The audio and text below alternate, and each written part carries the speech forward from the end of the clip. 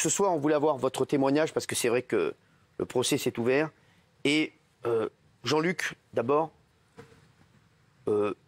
déjà, que faisiez-vous, vous, au moment où Koulibaly est entré dans l'hypercachère? J'étais dans le meuble frais.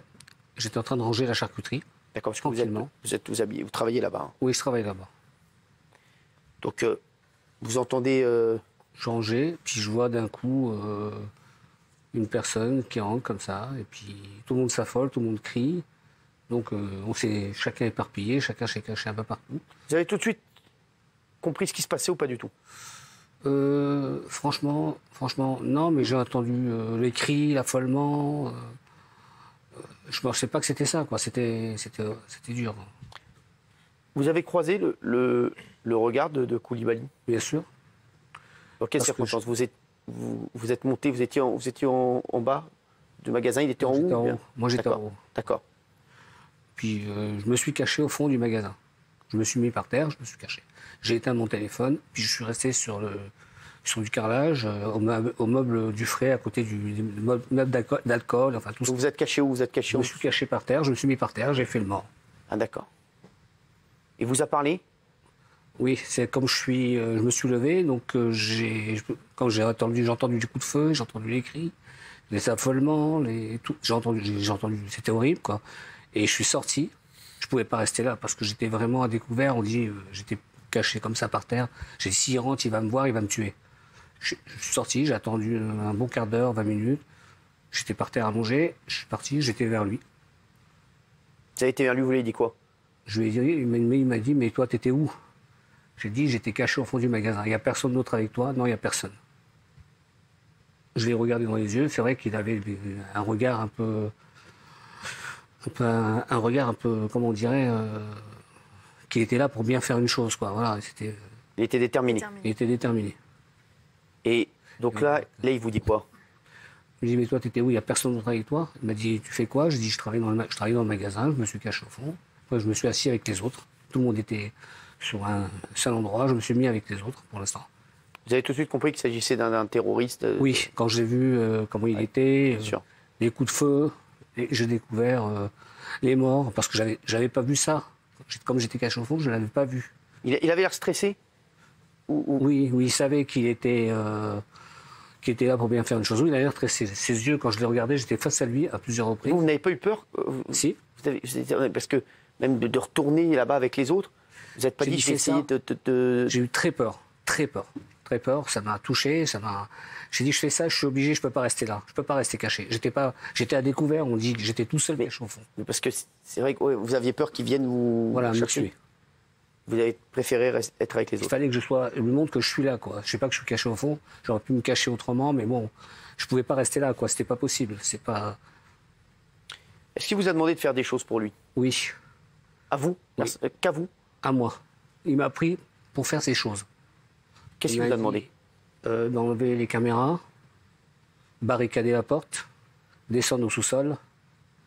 J'ai même, à plusieurs reprises, je suis descendu 2-3 fois au sous-sol pour aller aux toilettes. J'avais envie de faire aux toilettes, quoi.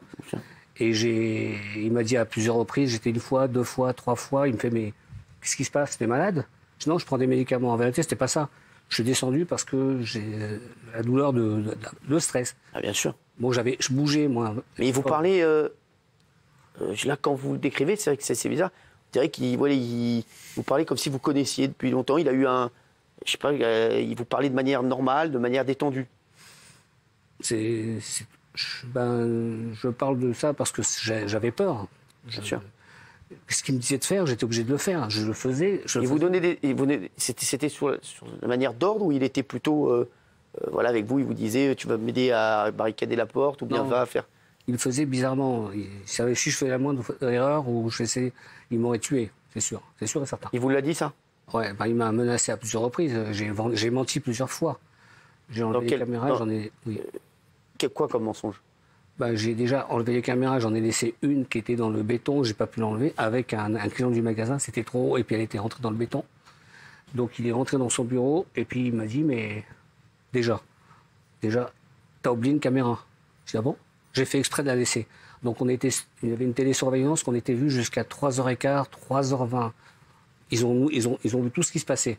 En laissant cette caméra, ça a permis de voir ce qui se passait par le service de surveillance. Et donc, qu'est-ce qu'il vous a dit quand il a vu? Il a oublié une caméra, et puis après, on est tout de suite reparti avec... Vous lui avez dit, j'ai oublié? Je ne savais pas, je l'ai oublié. J'étais obligé de le justifier, quoi. J'ai menti à plusieurs reprises. Il n'y avait pas que ça. Vous avez imaginé un instant pouvoir vous en sortir vivant ou pas du tout? Franchement, non. Je ne pensais pas que j'allais m'en sortir. Avec tout ce que j'ai vu, quand j'ai découvert les gens qui étaient par terre, ensanglantés, les 3 personnes, au début, il y avait 2 personnes devant les caisses, un Johan qui agonisait, les deux pères de famille avec leurs enfants aussi morts par terre. J'avais vu ça, ça m'a fait vraiment, vraiment réfléchir. J'ai dit, ça ne va pas s'en sortir de cette histoire. Je pensais, je regardais l'heure, à quelle heure ça va se terminer, à quelle heure ça va finir, l'angoisse. J'ai dit, je ne veux pas pouvoir aller en Israël, assister au mariage de mon fils, c'était au mois d'août. On a pu... J'avais tout réservé, c'était le mariage... Il y a plein de choses qui... Il y avait plein de choses qui m'est revenu. J'ai dit, ça c'est fini. Vous avez essayé de vous accrocher à quelque chose, à un espoir? Votre famille, peut-être votre fils, comme vous dites, qui allait se marier, vous avez essayé à un moment de vous dire, je vais essayer de m'évader, d'essayer de penser quelque chose de positif, ou peut-être me dire... J'ai essayé de dire, et j'espère qu'on va s'en sortir. J'avais très peur, et j'ai pas compris, mais j'ai menti à plusieurs reprises, comme je vous ai dit.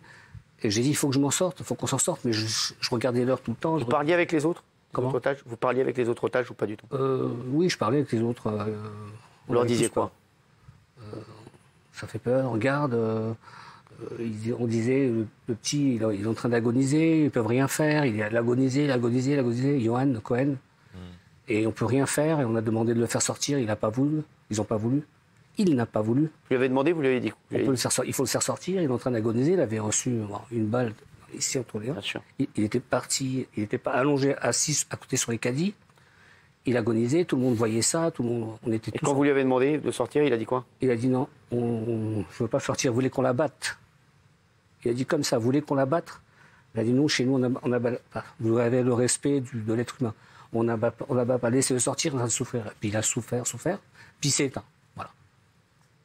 Alors, aujourd'hui, il y a le procès qui s'est ouvert cette semaine. Pourquoi vous n'êtes pas allé témoigner au procès? Parce que j'ai pensé, j'avais peur. J'avais peur, ça me rappelle, là j'en parle, je suis encore à repasser le plateau, raconter mon histoire. Je suis en train de penser à ça, à ce petit de 20 ans, un autre se décembre. Johan, on pense tous à lui tous les jours, vraiment. Et toutes les victimes d'ailleurs, de l'hypercachère. Et puis là, j'ai vu certains de mes collègues, ceux qui travaillent avec moi, ont témoigné comme ça. J'ai dit, peut-être maintenant, j'ai envie de changer d'avis, il faut que je raconte ce qui s'est passé. Alors, je sais pas, je pense aller normalement. Et j'ai pas voulu au début. Vous allez peut-être y aller maintenant? Oui, parce que je me dis, il faut que les gens sachent la vérité, vraiment ce qui s'est passé. Parce qu'on a tous une version différente. Il m'a demandé plein de choses, de faire ceci, de faire cela. Je l'écoutais, j'étais là, j'ai raconté n'importe quoi pour sortir. Il me demande de descendre au sous-sol, de chercher les otages. Je vois les otages qui s'enferment dans la chambre froide, je parle avec eux. Il me dit, j'ai fait monter 2 personnes. J'ai réussi à faire monter l'adjoint du magasin et un client. J'ai fait monter 2 personnes. La personne avec qui je travaillais, la caissière, a fait monter plusieurs personnes aussi. Donc, et quand vous disiez qu'est-ce qui se passait en bas, vous lui disiez rien? Je lui dis, il n'y a rien qui se passe en bas. Alors qu'est-ce qu'il a fait? Il a ouvert la porte, il a regardé comme ça, il a vu que je mentais. Il a senti que je mentais. Et j'ai dit qu'il n'y avait plus personne en bas. Puis après, bien sûr, on a eu la bande là.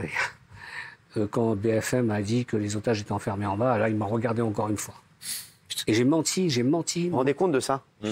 Ça, c'est un vrai sujet. C'est incroyable parce que nous, on se met à votre place là. Et là, tous les téléspectateurs doivent se mettre à votre place et se dire, la course à l'information, c'est quand même incroyable. Parce que quand Koulibaly a compris et a appris qu'il y avait des otages encore que vous aviez menti.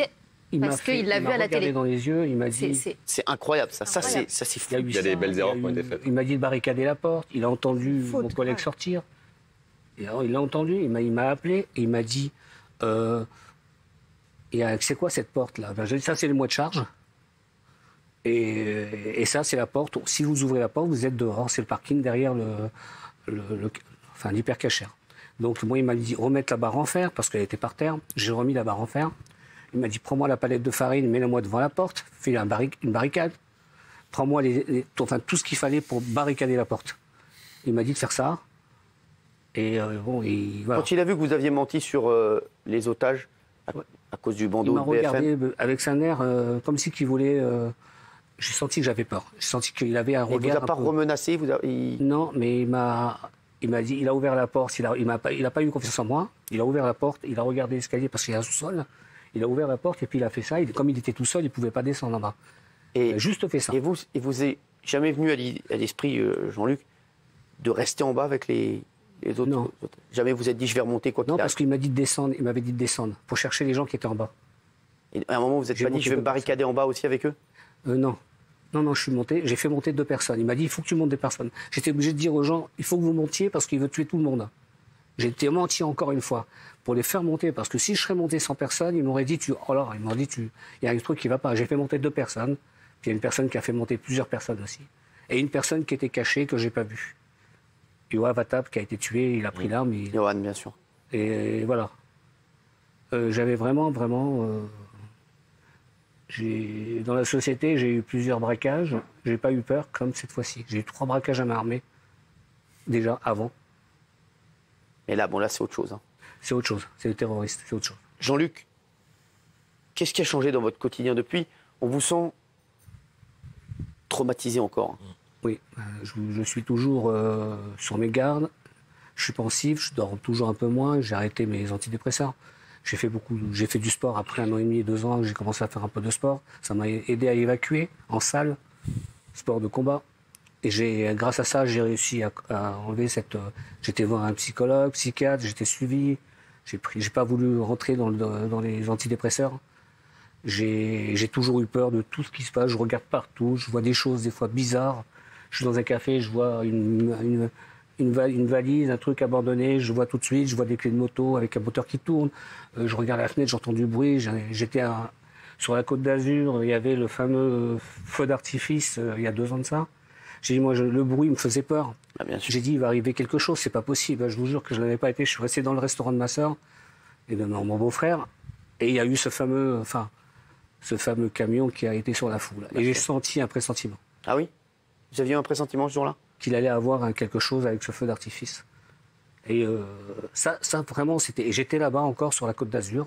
Et vous avez senti un truc? J'ai senti quelque chose qui allait arriver. C'était arrivé. Jean-Luc, vous faites quoi aujourd'hui? Aujourd'hui, je suis resté 3 mois. J'ai pas repris le travail. Je suis resté 3 ans, en arrêt de maladie. J'ai pas pu reprendre le travail.